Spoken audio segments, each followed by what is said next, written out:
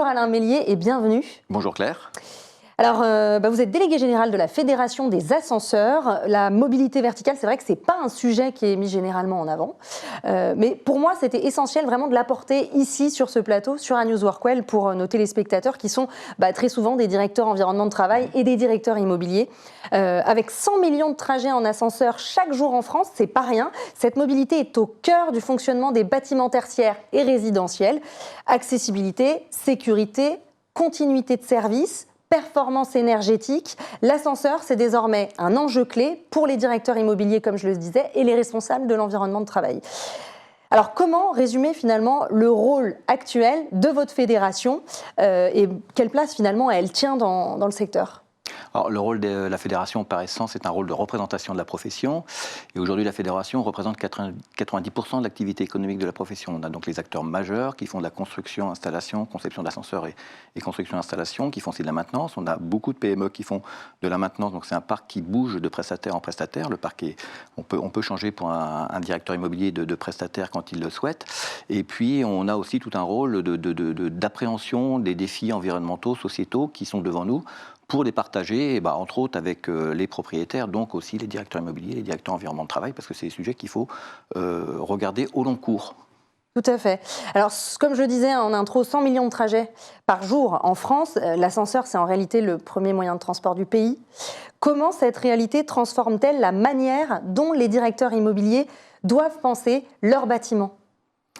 Cette réalité, en fait, il faudrait que les directeurs immobiliers, alors je lui mets déjà du conditionnel, soient intégrés dès le projet de construction d'un bâtiment, dès le projet de livraison d'un bâtiment, projet de déménagement d'un service, d'une entreprise, etc., pour s'assurer de toute la gestion du flux pour un voyage en confort, un voyage simple, un voyage avec toutes les notions d'accessibilité et de sécurité du parcours qui soient prises en compte dès le départ. Et effectivement, ça c'est un sujet extrêmement important. Si on n'a pas adapté l'équipement au flux et aux interétages et au trafic interétage qu'il peut y avoir, on va avoir des difficultés de flux et peut-être le matin ou le soir des bouchons, entre guillemets, devant l'ascenseur. Donc il faut vraiment que ça soit pris en compte dès la conception ou dès le projet, en tout cas. D'accord, et puis avoir une vision sur le long terme, ce qui n'est pas forcément tout le temps évident. C'est pas évident, avoir une vision sur le long terme. Effectivement, on voit des bâtiments qui bougent de destination au fil du temps. Alors, des bâtiments qui sont transformés de bureaux en logements, là, on retraite complètement différemment la circulation. Ouais. Mais même au sein d'un immeuble de bureau, les entreprises arrivent, sortent, partent, déménagent, etc. Donc, les gestions de trafic, aujourd'hui, la technologie permet de s'adapter à tout ça. Mais il faut que la capacité de trafic soit déjà bien conçue dès le départ. Alors, pour les directeurs environnement de travail, cette fois-ci, pourquoi l'ascenseur, c'est aujourd'hui un sujet stratégique ? Alors c'est par essence aussi un sujet stratégique parce qu'un immeuble de bureau, c'est un immeuble à étage, 99,9 fois sur 100 sans doute. C'est un immeuble sur lequel il faut assurer de la circulation et de l'accessibilité. Il faut apprécier le trafic que j'évoquais tout à l'heure, interétage. Et puis il faut que vraiment le confort de l'usager soit là, c'est-à-dire qu'il faut que l'appareil, le contrat adapté à l'appareil soit là. Il faut que lorsqu'on a sur un patrimoine vieillissant, il faut anticiper aussi la rénovation, la gestion d'installation, parce que lorsqu'on a des défauts de fonctionnement, c'est quelque chose qui très rapidement peut au sein d'une entreprise provoquer un peu de tension, un peu de débat si c'est des tensions. Et en tout cas, c'est là au nouveau, c'est des choses qu'il faut appréhender en amont et bien comprendre ce à quoi on doit faire face. L'ascenseur, c'est un sujet un peu invisible au quotidien. Il n'est visible que lorsque le train n'est pas à l'heure. Voilà, on est dans ce schéma-là. Donc il faut faire attention effectivement à anticiper ces risques. Alors, on a aussi, effectivement, on parlait du changement d'usage du bâtiment, mais il y a aussi aujourd'hui ce qu'on appelle une densification urbaine, l'évolution aussi des usages, effectivement, et une RSE qui est renforcée. Comment la fédération contribue-t-elle à améliorer l'accessibilité pour tous ? Alors, la fédération elle a son rôle d'interface avec les propriétaires, avec les gestionnaires, à travers des endroits de discussion sur les évolutions réglementaires et normatives, mais aussi les professionnels qui travaillent avec nous dans les groupes de travail, dans des commissions à la fédération, et les professionnels directement avec les propriétaires. L'objectif, là, est bien de partager et de comprendre les évolutions technologiques qui arrivent, toute l'évolution de la gestion du trafic qui peut se mettre en place aujourd'hui par rapport à un ascenseur qui faisait un simple voyage montée-descente aujourd'hui. Aujourd'hui, l'ascenseur est intelligent. L'IA est arrivée, l'IoT est arrivé, et on peut offrir des réductions d'énergie dans le trafic de l'ascenseur par rapport à un ascenseur existant. Entre un ascenseur des années 70 et un ascenseur remplacé, aujourd'hui, c'est 75% d'économie d'énergie qui peut être apportée, par exemple. Ok. Donc, c'est des choses qu'on doit prendre en compte dès le départ. Et puis, lorsqu'on est sur des grands immeubles, type immeuble de la Défense, là, il y a tout un sujet de régénération, d'usage des batteries, d'adaptation du trafic par rapport au flux, de pré-parking des ascenseurs à certains moments de la journée, à certains endroits. Donc, tout ça, c'est cette gestion intelligente peut être prise en amont dès la conception ou la redéfinition des usages du bâtiment. D'accord. Concrètement, comment ça se manifeste un ascenseur intelligent? Vous avez des exemples? C'est-à-dire que l'ascenseur, il peut mesurer, par exemple, le nombre de personnes qu'il y a dans l'habitacle, et puis en fonction, il peut se dire, voilà, je vais moins consommer. Donc il y a ce que j'appelais tout à l'heure le pré-parking, c'est-à-dire qu'on sait qu'il y a des heures où l'ascenseur doit être plutôt au rez-de-chaussée pour attraper le flux entrant, et puis si il y a un rooftop qui sert de cantine le midi, etc., le pré-parking va se faire au niveau haut à un certain moment donné, et puis en fonction des différentes distributions d'entreprises dans un même immeuble, si c'est un immeuble multi-entreprise, il y a des besoins de trafic plus importants dans une entreprise que dans une autre parce qu'il y a une densité différente. Donc l'ascenseur sait se positionner par rapport aux habitudes enregistrées sur l'usage de l'appareil. Pareil, les dessertes des parkings peuvent être pris, leurs parkings en sous-sol peuvent être pris en compte. Le flux de matin qui arrive lorsqu'on rentre dans un bâtiment, on a le tourniquet de sécurité qui est là. Au badge du tourniquet, on sait que la personne qui est rentrée travaille au 16e, donc on a des ascenseurs à prédestination. Et donc c'est ce groupe d'ascenseurs qui va servir la personne du 16e qui va arriver au rez-de-chaussée pour la récupérer. D'accord. Donc tout ça, c'est du flux intelligent qui doit se mettre en place. Ok. Vous accompagnez vos adhérents, vous accompagnez aussi l'écosystème immobilier. Concrètement, comment vous travaillez avec les gestionnaires, les maîtres d'ouvrage, les bureaux d'études, les bailleurs ou même les directeurs environnement de travail? Alors, ce que j'évoquais, toutes ces instances réglementaires, normatives, sur lesquelles il y a des rencontres qui peuvent se faire et des partages de réflexions qui doivent se faire, mais c'est surtout lors de salons, des MIPIM, des CIMI, des Energy Meeting, le salon du bas carbone qui s'est passé aussi dernièrement. Là, c'est là où les adhérents de la fédération, donc les principaux acteurs de la fédération, sont là en discussion avec les propriétaires, partager sur les projets, comprendre les objectifs de chacun pour apporter les bonnes solutions sur les différents projets. Quels sont justement aujourd'hui les grands sujets réglementaires qui impactent les gestionnaires d'immeubles? Alors, il y a un sujet réglementaire courant et permanent, c'est le sujet de l'accessibilité, même si les textes n'ont pas beaucoup bougé ces derniers temps, mais c'est quelque chose qui, en permanence, doit être pris en compte. On a des vues d'ascenseurs qui ne sont pas rendus 100% accessibles par rapport à l'accessibilité universelle, donc qu'il faut savoir transformer aujourd'hui. Et puis il y a tout l'environnement réglementaire autour de l'énergie, avec la loi AGEC, et là ça impacte beaucoup aussi sur la manière de remettre à niveau les installations, de prendre en compte des faibles consommations d'énergie, des renvois d'énergie, ce qu'on appelle la régénération d'énergie. On renvoie l'énergie dans le bâtiment. Lorsqu'on est en descente, on renvoie 75% de l'énergie dans le bâtiment parce qu'on n'a pas besoin de cette énergie-là. Donc tous ces sujets-là sont pris en compte aussi pour une manière à avancer sur toute l'évolution réglementaire autour de l'énergie. On a là, au titre de la fédération, créé des fiches de déclaration environnementale sur les immeubles de logement, sur les immeubles tertiaires, ce qui permet de faire l'analyse de cycle de vie du bâtiment en amont d'un projet, en intégrant le besoin en trafic ascenseur. Très bien.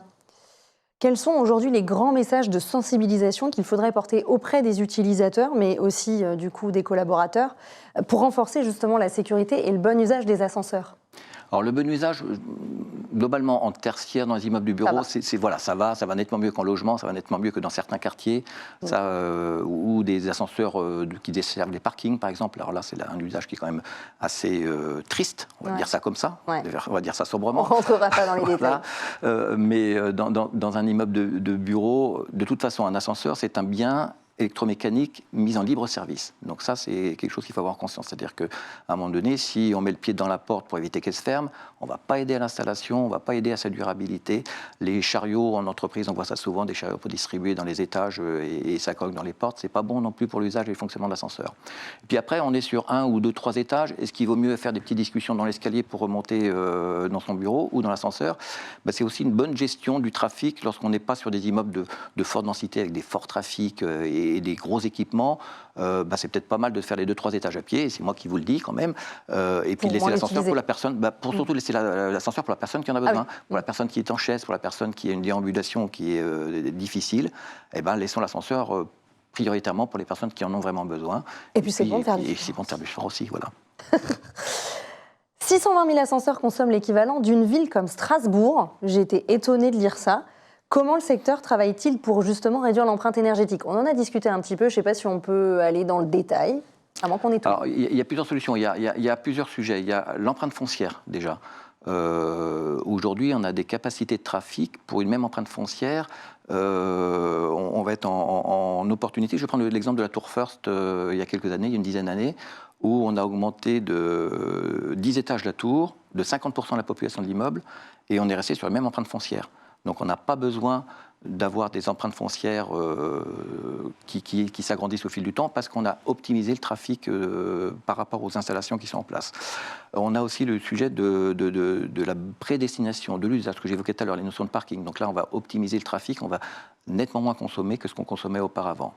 Et puis après, il y a toute la maintenance prédictive par rapport à l'usage, l'IoT qui va nous permettre d'avoir une maintenance qui va nous anticiper près de 30%. On considère que globalement, près de 30% des appels sont pris en compte en amont de l'arrêt et du défaut d'une installation. Donc voilà, c'est les trois axes principaux qui nous permettent d'aller vers cette économie à la fois de foncier, à la fois carbone et usage, et puis à la fois de déplacement du technicien qui prend sa voiture pour traverser Paris pour intervenir. Oui. 30% de déplacement en moins, ça compte aussi dans l'empreinte de la profession. Tout à fait. Quelles sont les innovations les plus prometteuses pour les bâtiments tertiaires ? Alors, dans les bâtiments tertiaires, je vais peut-être prendre un exemple que je viens d'évoquer, c'est la Tour First, où on a doublé la capacité de trafic, doublé la population, donc doublé la capacité de trafic pour une même empreinte.